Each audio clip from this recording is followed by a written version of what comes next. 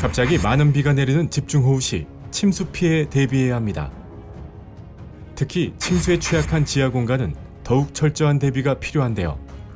실제로 2022년 8월 수도권에 쏟아진 엄청난 집중호우와 2022년 9월 우리나라에 상륙한 제11호 태풍 흰남노 당시 지하 공간의 침수로 많은 인명피해가 발생하기도 했습니다. 침수, 이렇게 행동하세요. 지하 공간 이용자 행동 요령. 반지하 주택에 거주하거나 지하철 역사, 지하상가 등에 있을 경우 만약 바닥에 물이 조금이라도 차오르거나 하수구에서 역류한다면 즉시 안전한 지상으로 대피해야 합니다. 지하 공간이 침수되는 경우 외부 수심이 무릎 이상일 때에는 혼자서 문을 열기 어려운데요. 실제로 일반 성인의 신체 위치를 기준으로 출입문 개방 실험 결과 수심이 30cm 이하일 때는 남성과 여성 모두 문 개방이 가능했지만 수심이 40cm인 종아리 높이에서는 남성은 가능, 여성의 경우 개방이 불가했습니다. 수심이 50cm인 무릎 높이의 경우엔 남성과 여성 모두 문 개방이 어려웠습니다. 따라서 수심이 무릎 이상으로 차올랐을 경우엔 전기 전원을 차단 후 여러 명이 힘을 합쳐 문을 열고 신속히 대피해야 합니다.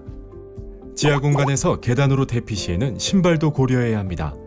미끄러운 구두나 하이힐, 슬리퍼보다는 운동화가 대피에 용이하고 특히 장화의 경우엔 장화 속으로 물이 차 대피가 더욱 어렵기 때문에 피해야 합니다.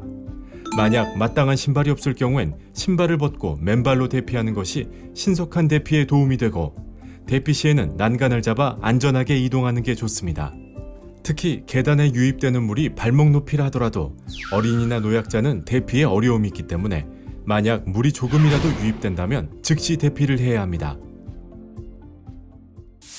지하 주차장 침수 시 행동 요령도 중요합니다. 지하 주차장에 물이 차오를 때 차량을 밖으로 이동하려 하거나 차량 확인을 위해 지하 주차장으로 들어가는 행동은 절대 하지 말아야 합니다. 경사로를 따라 물이 들어오기 시작하면 차량은 수압으로 움직일 수 없기 때문에 차량은 두고 사람만 신속하게 대피해야 합니다. 차량 이용자 행동 요령. 차량에 탑승해 있거나 차량 운행 중 침수가 된다면 어떻게 해야 할까요? 차량 타이어 높이의 3분의 2 이상이 잠기기 전에 차량을 안전한 곳으로 이동해야 합니다. 이미 침수가 상당히 진행되었을 경우 외부 수압으로 문이 열리지 않습니다. 이때는 창문이나 천장 썬루프를 열어 대피하고 창문도 열리지 않을 경우엔 좌석 목받침을 이용해 유리창을 깨서 대피합니다. 유리창을 깨지 못할 경우엔 차량 내 외부의 수위 차이가 30cm 이하가 될 때까지 기다렸다가 문이 열리는 순간 탈출합니다. 차량 운행 중 침수가 시작된 지하차도를 발견했다면 절대로 진입하지 말고 이미 진입했다면 차량을 두고 신속히 밖으로 대피해야 합니다.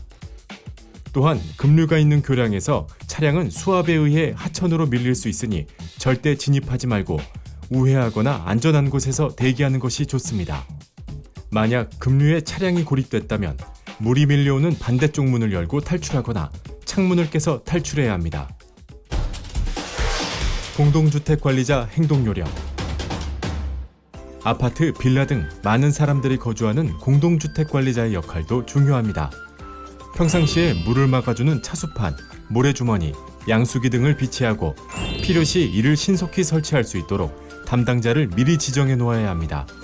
호우 시에는 기상특보를 예의주시하고 많은 양의 비가 예상되는 경우 신속하게 차수판과 모래주머니를 설치해야 합니다. 만약 지하주차장 등 지하 공간에 빗물이 유입될 경우 즉시 지하 공간 밖으로 대피하도록 안내합니다. 대피 장소로는 건물 내 높은 공간이나 가까운 주민센터 등 안전한 곳으로 대피하도록 안내합니다.